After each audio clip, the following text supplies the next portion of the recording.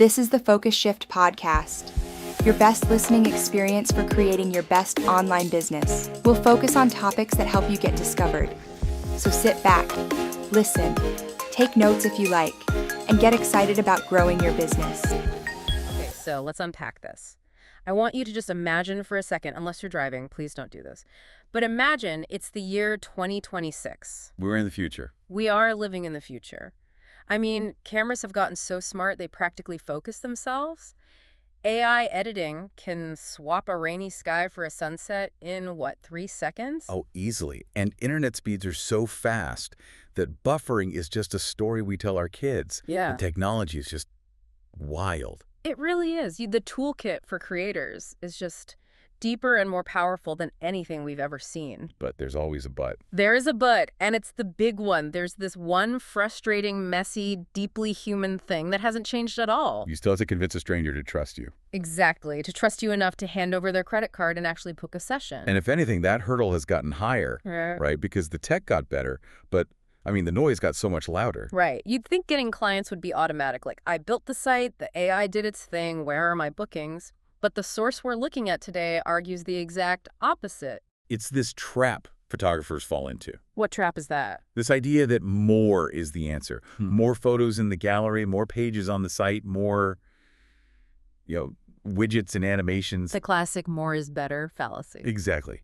But we're diving into this guide. It's called Mastering the Photography Sales Funnel in 2026. And its core idea is pretty counterintuitive. It says the consumer is just overwhelmed. Completely. And when you're overwhelmed, you don't want more noise. You want a signal. You want clarity. That's the perfect setup. So our mission today is to tear this guide apart. We're going to unpack why clarity beats creativity, which, those sound like fighting words for an artist. They really do.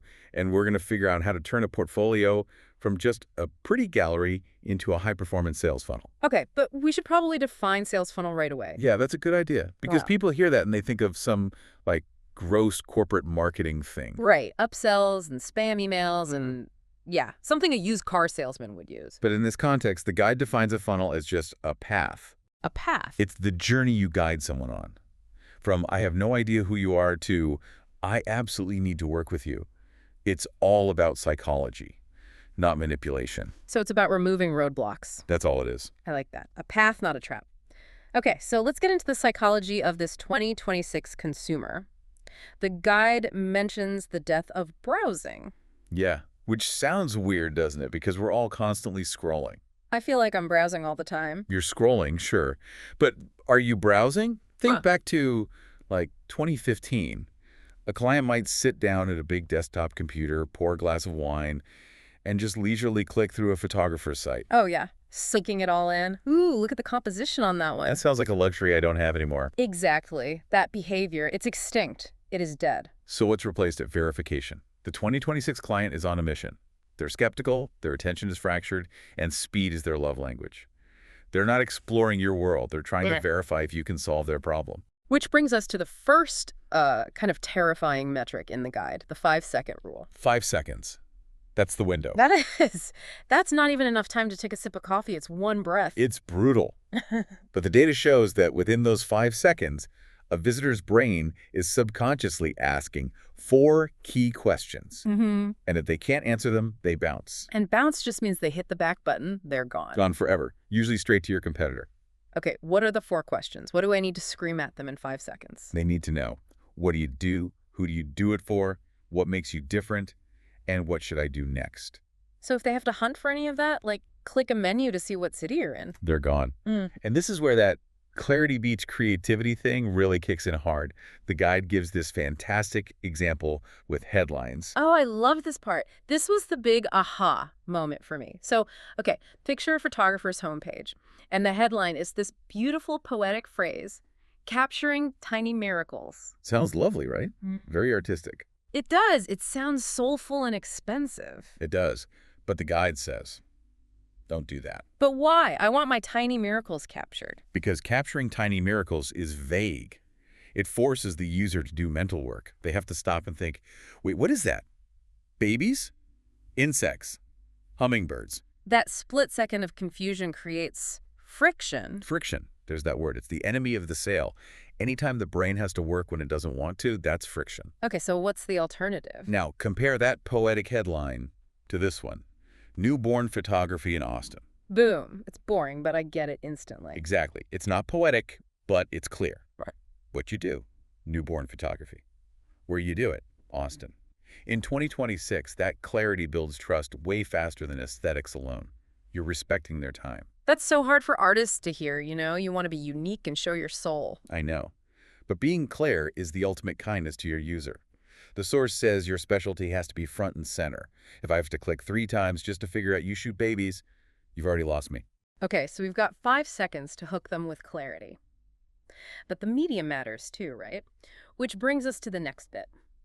The mobile-first reality. This is huge. And honestly, we've been hearing this for a decade. Mobile is coming. Right. But by 2026, it's not a suggestion. It's the law of the land. And the context is so important. You're usually not at a desk. You're in line at the grocery store, holding a toddler, walking the dog. You are distracted. You're multitasking. You're using one thumb. And the guide points out that if your site feels slow or cluttered or hard to navigate with that one thumb. They don't think, oh, they just have a bad website. No. They think this business is broken. Oof, that's harsh. If it doesn't feel effortless, it feels broken. It's a subconscious leap. Yeah. If the digital front door is jammed, I'm just going to assume the service inside is messy too. So what are the practical fixes? I've seen some terrible mobile sites. The don'ts are usually where photographers get tripped up. Right. Don't use massive walls of text. Nobody reads paragraphs on a phone. And the big one, don't use those oversized image galleries that are impossible to scroll through. You know the scroll trap. Oh, I hate that. You're trying to scroll down to find the contact button, but your finger keeps catching a slideshow and you're just stuck in this loop of endless photos. It's like quicksand. That's friction. It's annoying, and an annoyed user leaves. So the do's are pretty simple then. Super simple. Short sections, readable fonts, make them bigger than you think, and big tappable buttons. The guide calls them thumb-friendly targets. Thumb-friendly targets. I like that. It's about designing for the device that's actually in their hand. Respect the medium. Okay, so we have a fast, clear, mobile-friendly site, but we're selling photography. It's emotional. How do we balance this kind of clinical efficiency with the feels? That is the million-dollar question. And this is where we get to the idea that emotion sells. The guy has a great line. Beautiful images get attention. Context gets bookings. Context over content. Break that down for me. Sure. I mean, in 2026, pretty pictures are table stakes. They're everywhere. Your phone takes great photos.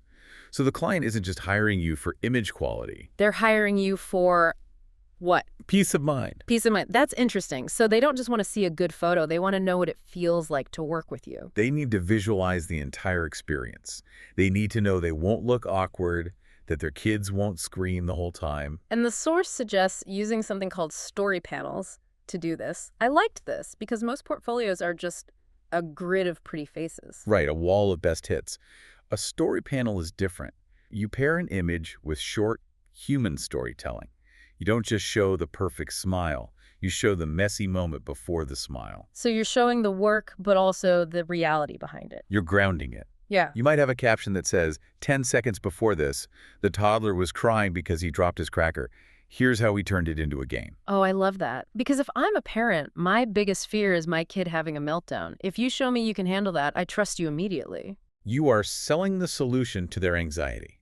And this goes for testimonials, too. Most are just, we love the photos, 5 stars. Which is nice, but it's fluff. It sounds like something your mom would write. Exactly. The guide says you need testimonials that describe the experience.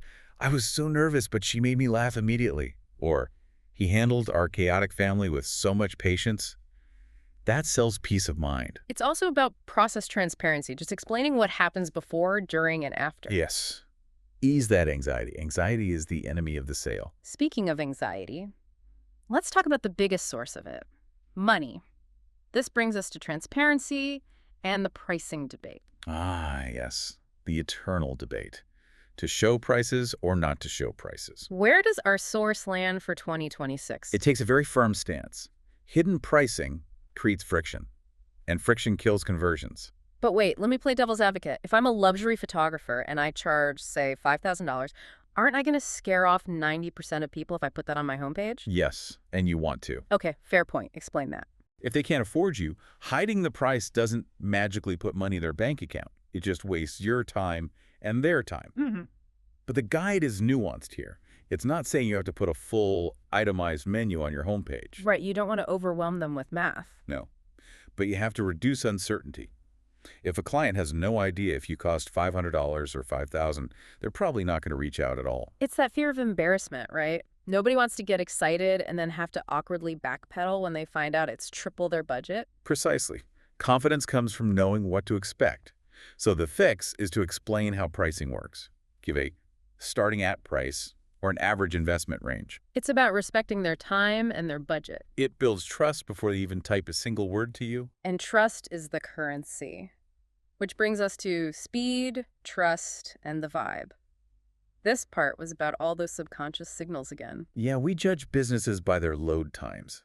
If a site takes 5 seconds to load, Which feels like an eternity in 2026. or if the design looks like it's from 2015 or links are broken, our brain just instantly signals outdated business. And outdated implies risk. Exactly. If they can't even handle their website, how will they handle my photos? The guide also mentioned specific trust signals, like having that little lock icon, the SSL security. Oh, that's non-negotiable. Yeah. If your site says not secure in the corner, that is a massive red flag. It looks amateurish. What about awards and badges? A lot of creatives feel kind of icky about that stuff. It feels like bragging. It can feel like ego, for sure, but the guide reframes it perfectly. It's not bragging. It's necessary validation for a professional price point. Ah, okay. If you charge premium rates, you need to show the credentials that back it up. Awards, publications, years in business, they're all just trust signals. It's telling the client, hey, I didn't just pick up a camera yesterday. You're safe with me. Reassurance, not arrogance. Now let's talk structure. Because when people hear sales funnel, they imagine some huge, complicated thing. But the source advocates for structural minimalism. This is one of my favorite takeaways. The mantra is basically fewer pages, better pages. The rule is that most photographers need 5 strong pages, not 15 weak ones. Think about those bloated websites. A separate page for policies, for wardrobe, for philosophy. It just spreads the user's attention too thin. It's decision fatigue. Total decision fatigue. So what are the core 5? Home, portfolio, about, experience and investment, which you can combine, and contact. That's it. It sounds so simple when you list them out. But it's intentional. The guide talks about the flow. You guide the visitor naturally. First, interest on the home and portfolio pages. Then trust on the about and experience pages. And finally, action on the contact page. Every page has a job. And if a page doesn't earn its place, you cut it or you combine it. I love that. Earn its place. It's like Yeah. It's like Marie Kondo for your website. Does this page spark joy or does it spark confusion? Yes. Essentially, yes. If it confuses them, throw it out. So we have the structure, the speed, the clarity. But what does it all sound like? The last segment is the website as a conversation. This is the final layer, the tone of voice. And by 2026, corporate speak is dead. So no more, we strive to provide excellence in photographic solutions. Please no. That sounds like a bank or a robot. The website needs to feel personal, warm, and intentional. The source says, write like you speak. Professional, but human. Use I and we. Address the client's concerns directly. Don't write at them, write to them. It's less BUY now and more, let's see if we're a good fit. And that's a crucial mindset shift. The goal isn't to impress everyone. You aren't pizza. The goal is to resonate with the right people. You want the person who reads your copy and says, yes, this person gets me. And the source mentioned using tools like PhotoBiz AI to help with this, which is interesting. Using AI to help you sound more human. It sounds like a contradiction, doesn't it? But for a lot of visual artists, writing is painful. If an AI can help you get past writer's block and find that conversational tone, why not use it? The end result just has to feel like you. So let's sit back. We've gone through the 5-second rule, mobile first, emotional context, transparency, trust, minimalism. It feels like a lot. It is a total overhaul. But notice what we didn't talk about. We didn't talk about camera settings or trendy filters. Right. The overarching theme seems to be build for humans, not algorithms. That's the headline. SEO matters. Design matters, sure. But the winning factor in 2026 is respect. Respect for their time, for their intelligence, and for their emotions. If you can communicate clearly and lead with trust, you win. And remember, your website is not just a gallery.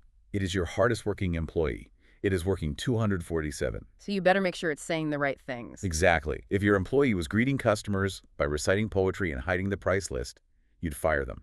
It's funny, we started this talking about all this advanced tech, but the solution is actually to strip away the noise and just be more clear, more honest, and more human. It usually is. The more high-tech the world gets, the more we crave that high-touch human connection. Before we wrap, I want to leave our listeners with one final thought to chew on. I think the most important question to ask yourself after this is about that conversational piece. Go look at your website. Read the copy out loud, seriously. Yeah. And ask yourself, is this a monologue or is it a dialogue? Ooh. Monologue versus dialogue. What's the difference in practice? If it's all about you, I won this award, I use this camera, my vision is this, it's a monologue. You're talking at them. But if it's about them, your memories, your peace of mind, your experience, then it's a dialogue. You're inviting them into a conversation. And dialogues lead to relationships, and relationships lead to bookings. That's a powerful place to end. Absolutely. Huge thanks to the authors of Mastering the Photography Sales Funnel in 2026. It is a brave new world out there, but it seems clarity is still king. Thanks for listening, everyone. Go forth and simplify. The Focus Shift podcast is presented by PhotoBiz, the best website solution for photographers. Whether you're launching your site or scaling your online business, PhotoBiz has your back. To get started for free, visit photobiz.com today.